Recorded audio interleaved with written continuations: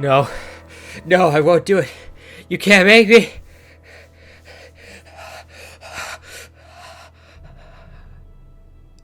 Fine. Fine, I'll do it. Okay, let's get this out of the way first of all. First Halo game I ever played was Infinite. But after having a ton of fun playing it and seeing that the Master Chief Collection was only $15 on Steam, I figured, why not? And thus, here we are. I gotta say, I was surprised by a few of these games. Games I've been told are terrible were actually pretty good, and games I was told are good are actually really boring. A few disclaimers before we begin. With the exception of Halo 5, I played all these games on my preferred platform, which is on PC through the Master Chief Collection, so I'm not going to comment on the console experience because I wasn't on it. Also, I'm going to go into full spoilers. I probably won't go too in-depth, but just in case, user warning. So let's go on a journey straight into my crucifixion as the Halo fanboys rip my limbs from this body. Let us go on a journey of ranking the series from absolute dogshit to more fun than pain.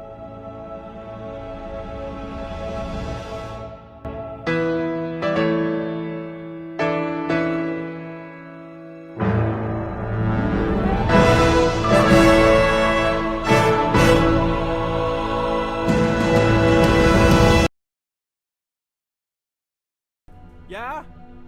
Well, here I am. Oh yeah, you saw that right.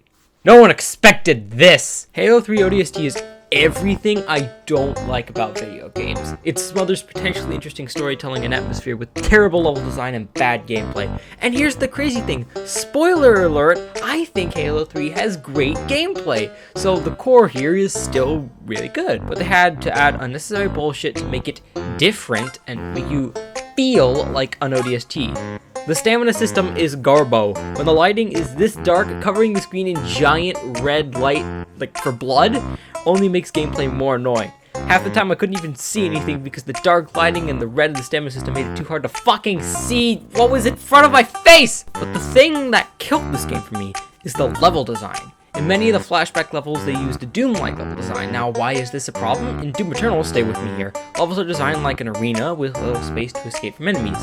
This works in Doom because your arsenal is built of extremely fast movement and extremely powerful close-range weapons. The problem with this is that Halo is very much dominated by precision weapons, especially 3 and 4, which is fine in 3 because levels are very long and open, meaning you can snipe the big guys. Close-range weapons in Halo are not as strong, but that's fine because they're meant for cannon fodder, grunts, jackals, etc. The problem with ODST is they use those Doom-like levels, small arenas with tons of enemies, for a gameplay loop not suited for it. You can't use precision weapons because the enemies will get to you before you have a chance to kill them, and you can't use close-range weapons because they're too weak, leading to a gameplay loop of you hiding behind rocks and walls waiting for your health to regenerate so you can peek out, take out one enemy, then hide behind the wall again, and repeat, which slows the game pacing to a grinding halt. Not something you want in an action shooter. Add on to that, all the big boys are brutes, and you have yourself a frustrating, dull experience that's not memorable in any way. And the story, yeah, I don't find any of the characters that compelling aside from Buck. The rest are cookie cutter, and they don't really appear long enough to leave an impression. Making the rookie a voiceless protagonist was a bad decision too. I don't feel a part of the story. I feel like a linchpin, a plot device to get the other characters back together, and it's really boring! In Reach, they do this a lot better because the characters were actually memorable, and the protagonist had voice lines, which makes you, the player, more badass. This story is not necessarily bad, it's just not very good either. It's very mid. So, in conclusion, this game sucks and I feel no shame. On to the next game!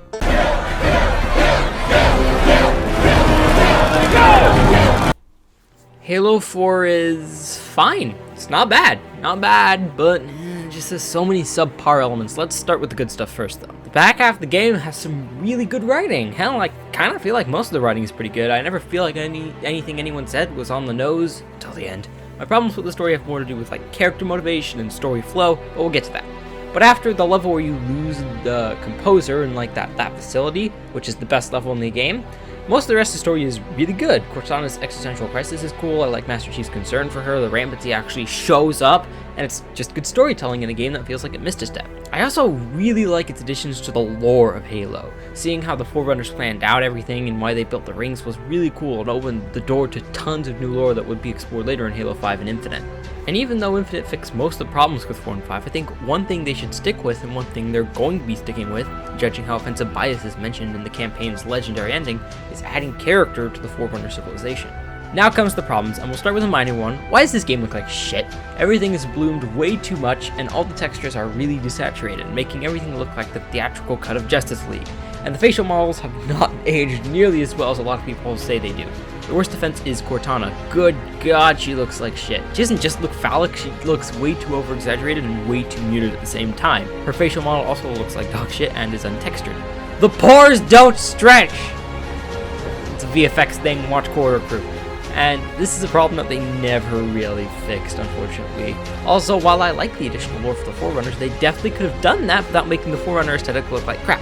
This is thankfully something they would later fix in Infinite. Also, the gameplay is bad. Sprint has a stamina you never see, and it makes movement clunky and weird. Same with the delay between sprinting and being able to fire your weapon. It's really annoying and makes the flow of combat clunky. Also, the sandbox is pretty bad. Promethean weapons feel really terrible to use, and most of them suck really bad, and the over-reliance on precision weapons makes most of them uncompetitive. And even though I like the individual writing in the later game, I just don't think the story is really that great. I never found John and Cortana's relationship interesting in anything but Halo 3, and I don't think it was prevalent enough in the original games to warrant this much focus on it. Especially in the early game, Cortana's rampancy doesn't really come into play much. I kind of forgot it was there. Also, aside from Chief, none of the characters have clear motivations. There's no way the entire crew of the Infinity disagrees with Del Rio, and there's no reason he's wrong. Master Chief has the immunity to the Composer, and they presumably have movesmanship. If you had cut the Composer level, the story would be kept relatively similar without making Del Rio the bad guy for no reason. Alternatively, you could have just cut Del Rio. He's an annoying character, and last he should have just been the captain from the start. And I think the Didact is the worst villain in the Halo series as well. He's just space Voldemort, but cut any sense of finesse Ray finds brought to the character to make him bearable in the Harry Potter films. He looks like Voldemort, he sounds like Voldemort, but more boring, and he's racist. The voice actor isn't trying that hard either, which is a shame because that's what saves villains like Tartarus, Escharum, and the Prophet of Truth. It's that amazing voice acting. So it's really disappointing to have a villain with no sense of personality. Even then, with the fact that I mostly like the story in the back half of the game, I found Cortana's sacrifice really weird. Not because it makes no sense, I can deal with random plot bullshit, but because there are so many weird problems with it. Like the first, Steve Downes' voice changes into a really weird and off-putting soft tone that just comes off as phony. For an Infinite, where his voice remains deep, it just gets more shaky over time. Yeah, and then there's the whole thing where Cortana puts her hand on John's chest and limits that she finally gets to do it, and I guess it's meant to be construed as romantic, but there are several problems with this. First of all, I never got any romantic chemistry in any of the previous games or this one, so trying to make the linchpin of the story that romantic connection is really weak, when you could have made her feel more like a sister, or like a part of the Master Chief. Something like that, other than a romantic interest, and it would have been stronger. And the second problem is at the moment is weirdly sexual. And I know it isn't supposed to be that, but the way Cortana's designed and the way Laura Bailey delivered the line makes it come off that way. And there's nothing wrong with establishing a sexual connection between two characters, but if the romantic connection is already very tenuous, a sexual connection between the two is even more flimsy. I also think they should have saved the Bill Perry with another AI line for this moment. It's iconic from this game, but it's in such a weird place in the story, and I think saving it for this moment would have been way stronger. Overall, I just didn't find the ending like tear-jerking at all, and it actually dampens future Halo game stories by forcing me to remind myself that all the compelling storytelling that comes after this is built off the weakest character deck in the series. Overall, I think Halo 4 is mid. The story is kind of compelling and its additions to the lore are cool, but the gameplay and the ending really sour it for me. And overall, I think it's the worst mainline Halo game. It's better than ODST though, because at least the story is good. Oh my god! What's wrong with your face? Yeah, you heard me right. I like Halo 5 better than Halo 4. Fuck you. It's mainly thanks to the gameplay. The core gameplay loop for this game is amazing, and that's coming from somebody who despises playing with a controller beyond every fiber of his being. The sound design is greatly improved from Halo 4, and the sandbox is actually pretty good. The UNSC and Promethean weapons are very fun to use and are totally viable, and thanks to better level design and greater damage output at range from automatics, this game isn't nearly as reliant on precision weapons as previous games, which is great. I think the Covenant weapons are the worst of the bunch, which is why the Swords of St. Helios stuff was honestly kind of boring to me gameplay-wise. I really like the advanced movement too. It has a very distinct feel compared to the other games, and it makes the game feel way faster, which is something they would perfect in Infinite. I think graphically it's pretty good, but I can see where corners were cut. They intentionally chose environments with very little detail like a rock planet or desert in order to keep the game running smoothly, and it makes the game feel very bland. They also failed. There was a ton of stuttering for me on my Xbox One S even when I played it natively, and compare and contrast with Infinite, which it only has 3 environments, but those environments are extremely detailed and look fantastic. And as such, even though it's more visually repetitive, it's still more interesting to look at, especially the Forerunner design. Even with the upgraded technical visuals, that aesthetic still looks way too uninspired and boring in this game. Level design is pretty good. The first and last levels are the best in my opinion, but most of the other levels, like Tsunai 1, are fun to run through as well, though some of them, especially on Sang Helios, were a bit difficult to navigate and had a few too many enemies, which made the game more of a slog. My biggest problem with this game, though, is the story. I like some of the individual ideas they brought up, like bringing Arbiter back, because he's my favorite Halo character, and Cortana being evil, possibly being made that way by the Ward Eternal, who is honestly kind of a cool villain, could be used for some great drama, but the problem is these guys.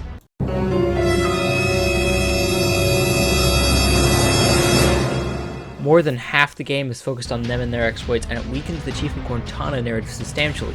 The game is split in half between Fireteam Osiris helping the Arbiter and hunting Chief, and the other half is to the Chief Cortana narrative. And honestly, neither half is really served by being part of a larger whole. If you want to include Arbiter and New Spartans, why not just do a spin-off game with them? Halo Reach is one of the most beloved Halo games by the fans. I'm sure they'd be receptive to another spin-off. Halo, the Swords of Sang Helios, where Fireteam Osiris helps the Arbiter finish off Jewel and Dama's Covenant faction. Then have Halo 5 exclusively focus on Chief and Cortana narrative, and bam, you don't have to rush it. You don't have to have that awful cliffhanger. Oh yeah, that cliffhanger was terrible. The game's ends so anticlimactically. There's no fanfare, no major character moments. It's just Fireteam Osiris rescues Chief. Yay. This ending, much like a certain other hated sci-fi work, doesn't make me interested in what's happening next. It also doesn't help that none of the characters in this game are interesting or memorable here. None of them. That includes Lasky, Chief, and Cortana. They all suck in this game, and honestly, cutting them and soft rebooting the franchise with new, better characters for Infinite was the right move. Also, why is this game's writing so terrible? Most of the dialogue is just clunky exposition, and they don't hide it well like in Infinite. Then, when they deign to attempt an emotional moment, they write it in the most basic, simplistic dialogue I have ever heard. What is this? A junior musical? The best writing, in my opinion, does more than just move the story forward. It illuminates the characters, has the future elements, and sets up themes of a story. Basically, subtext. There's none of that here. It's like a soap opera. Everyone says the most obvious shit to each other, and it gets right to the point with no time for character depthening. Which is so sad because 4 and Infinite has so much of this stuff, so it's not a favorable comparison in either direction. Like in Halo 4. Don't make a girl a promise you can't keep. Not only is that a fantastic throwback to Halo 2, it also sets up the main conflict of the game. Chief can't save everybody, it sets up Cortana's death and Chief's emotional journey. None of that is here. They just say what they're thinking outright, and that's not how people talk! So, yeah, Halo 5 story is not good. Tons of good ideas here, but none of them are developed well at all. I do think it's better than Halo 4, like, it's actually fun to play through, but if you're in it for the gameplay, I just say play the multiplayer instead. It's more balanced and you don't have to deal with the bullshit of the story. Bottom line is, you could do a lot worse than Halo 5, but you could do a lot better. Heads up! No, this is actually Combat Evolved. Ah yeah, Combat Evolved. Reminds me a lot of the original Star Wars, except ugly. Yeah, this game's graphics didn't age that great, and the remaster isn't really any better. Even so, I had a frickin' blast with this game. The charm and level design truly make it iconic. There's so many different ways to traverse these levels, and it is so fun to just dick around and see what there is to find. Gameplay is simple but fun, and I love the sandbox. So many different weapons to try, and they're all viable, though you probably want the pistol in every scenario. I would say the other problem with Combat Evolved is the story, specifically the first half of the game. It doesn't really have a story. The story is land on Big Donut, fight aliens. Until the flood are introduced, nothing really happens, but once they do, the story becomes comprehensible. Not great, but thanks to Thief 43 Guilty Spark being the sniveling little shit that he is, I did get just the tiniest bit invested. Overall, I would totally recommend Halo Combat Evolved. It is the best place to start for newcomers to the franchise, even if I think its sequel's outdated. Drawn quite a crowd. If they came to hear me beg, they will be disappointed. Are you sure? It's Halo 2 time, baby! This is where these games get good. Halo 2 is a massive improvement over Combat Evolved, and with the anniversary graphics, it's even better. Everything looks so clean and crisp, and the cutscenes are fucking awesome, and the way that she puts the bomb in the covered ship hole is just... it's so good. It's so good.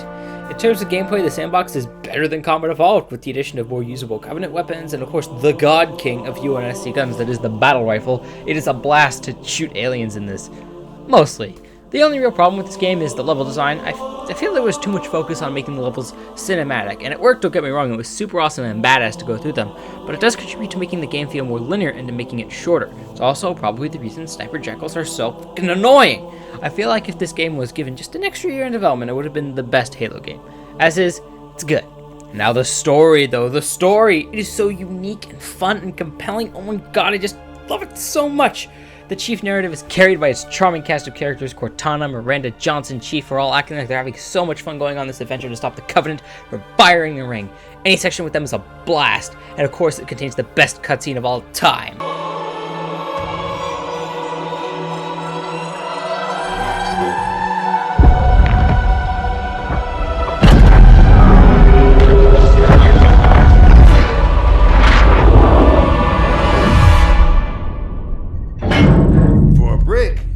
He flew pretty good. However, for those of us who like a more compelling story, Halo 2 has that as well with the Arbiter, my favorite character in all of Halo.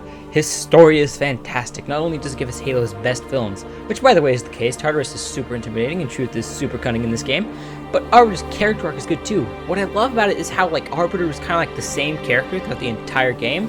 What changes is his circumstances. The Covenant betrayed him and replaced his species in favor of the brutes.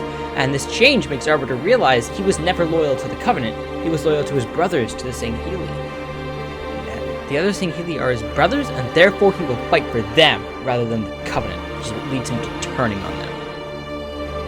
I also love how Arbiter's story shows us something really cool for history nerds like myself. It shows us the collapse of a theocracy. As we play the game, we watch as the Covenant in their desperation wages war on itself in order to keep its life alive as humanity and blood take their toll on them. Right into the game, the civilization collapses. All that's left is truth and the brutes. It's really cool. Halo 2 might not have the best story in the franchise, but hot damn is it a blast to talk about. I do recommend it.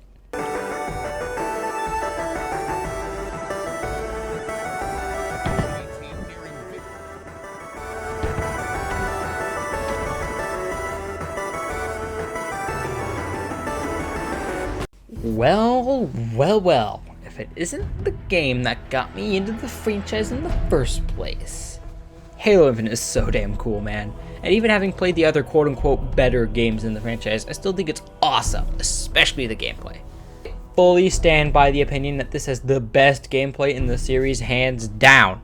Even something as simple as the crosshair designs to tell you everything you need to know about the weapon, and along with the recoil and bloom, make every weapon unique. The sound design is fantastic as well. Every weapon has the punch or feel that it needs, and even though it's a smaller sandbox than previous games, it's still more balanced because almost every weapon is viable. On this playthrough, I straight up ran through the entire first level with a pulse carbine. A pulse carbine!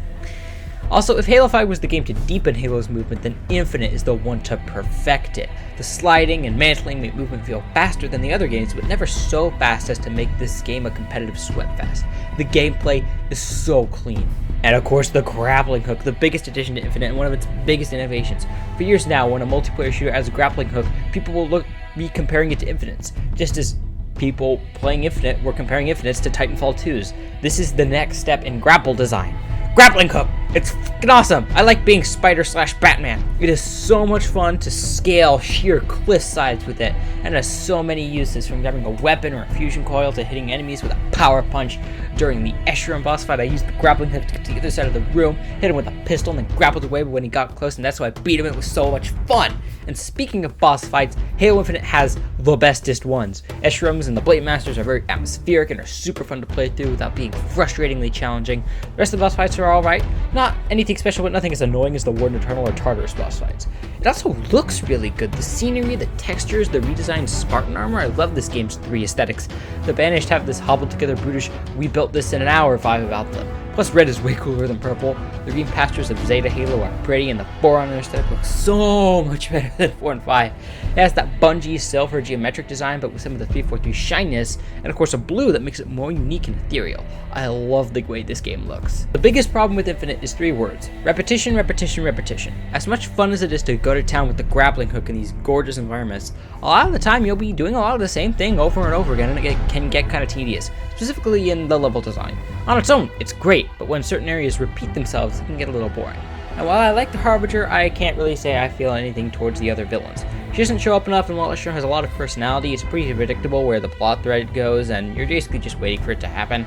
I'm excited for the future with the Banished, with Atreus coming back because he's a blast, but as is, the plot is just a little bit boring. Which isn't to say the story is bad, far from it. The new characters it introduces are massive improvements over previous characters in the series, and Master Chief in particular is at his best here.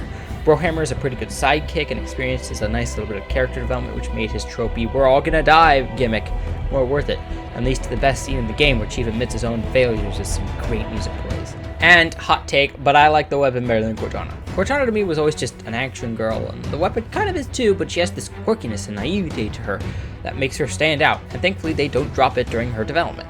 And even though I think the next two games have better overall stories, I think Infinite has some of the best writing in the series thanks to the inclusion of one of the writers from the Batman Arkham games. All these little callbacks to previous games are used wonderfully to further Chief's development, and the main theme about moving on rectifying mistakes is excellent. And so much of the dialogue between Chief and the weapon is filled with so many little subtleties. One of my favorite moments is when the weapon asks Chief if he's okay and he says no. I mean, really think about it. This 7-foot-tall Doom Guy-like character just admitted to having mental problems. It also follows up on the Cortana stuff really well and ends the relationship in a much more organic and emotional way than in Halo 4. I mean, Infinite's story is just Halo 4's, but better, because Cortana is already dead, so we can examine Chief through the lens of grief and explore it through his relationship with these new characters. I'm interested to see where they go with it, and from here, and I think introducing new lore elements and using Atriox as a rival for Chief after he bodied him in the opening cutscene might be a good way to keep the story moving forward. Overall, I really like Infinite. The gameplay slaps and the story is surprisingly good, and I definitely recommend it to anyone, new and old fans alike. He does exactly what I do, but better. In the grand scheme of gaming, while Halo is certainly a well-known franchise, it's mostly known for its universe and gameplay, not so much the story. As much as I love the stories in Halo Infinite, Halo 2, and the game in the #1 spot, Halo Reach is the only one that stands toe-to-toe with the greatest gaming has to offer in terms of story, at least for me. Mass Effect, God of War, Knights of the Old Republic, The Last of Us, these games are known for their complex storytelling and boldness to put story first instead of gameplay. Halo Reach stands toe-to-toe with them. It does the same thing ODST does, but better. You're giving Noble Six a voice so you know what he sounds like, what you sound like in this world. And since you spend most of the game with the entire squad, you get to know them, and although it is very by the numbers, the cast of characters and the atmosphere make it effective. My favorite of the bunch was George. He was just a Hagrid-like, kind but determined character. And putting us in the first person as he throws us out of the Covenant ship and dies, that got me, man. I cried. As for the game part of this game, it's still really good. The unique style of bloom they did makes it feel the slowest of the Halo games, but still really fun, and the level design is open and encourages multiple styles of play. And the new weapons are mostly really cool, and I really like the space control. There is one thing I don't like about Halo Reach. This guy. It's not a suitable replacement for the battle rifle, although it fits Reach's style nice. It has too little ammo, feels too quick to use, and because it's the best stun power up in the game, you pretty much want it on you at all times. Kinda ruins the sandbox. But even so, Halo Reach is a kick-ass way for Bungie to go out. I totally recommend it. But you know what #1 is!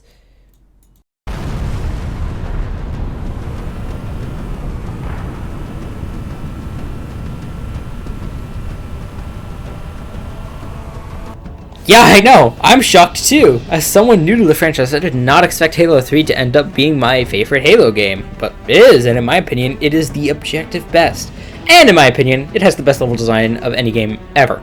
The levels complement the precision-based nature of the gameplay really well. Even the ones in tight spaces have tons of cover, give you easy access to the enemies to melee them before they can get you. Movement is simple, but the game gives you all the tools you need to take it in your surroundings and claim victory. It's fucking awesome! That's what's the best weapon sandbox. Everything from the BR to the AR to the carbine are all their best versions in this game, and Marty O'Donnell goes super hard with the score. This is where the Halo theme became iconic. I also love how many vehicle sections there are in this game. So many times you get to use a tank or a warthog or fight a scarab, and it's so fun to just go to town. My favorite one aside from the last one is when you have to kill 2 scarabs and you have to grab a plane and land on the first one, kill it, get back on the plane, then repeat for the second one. It's so badass. The aesthetic has aged wonderfully, the art direction is stellar, even if some of the facial models haven't aged the best. The voice actors having a ton of fun, and the story, while not technically very impressive, is kind of the only one where I care about Chief and Cortana's relationship while she's alive. And yes, that includes the gameplay interruptions. I like those, don't at me. And we get a fantastic end to Arbiter's arc in the best cutscene in Halo. I am truth. Covenant! So, you must be silenced.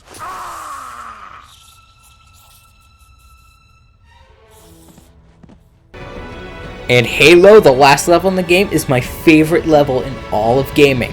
It starts with a classic open area where you fight the Flood and work your way up like in Combat Evolved, followed by a great boss fight against D43 Guilty Spark, the sniveling little shit. We get a pretty emotional scene with Johnson, and then one last epic hurrah with the Warthog as the Halo theme blasts into our ears. Ah, it's so good. So good! Halo 3 represents the absolute peak of the franchise, and I can't recommend it enough. It is a masterpiece! Now, if you'll excuse me, I need to see what my Lord and Master Rio wants me to review next. Oh, you're fucking kidding me!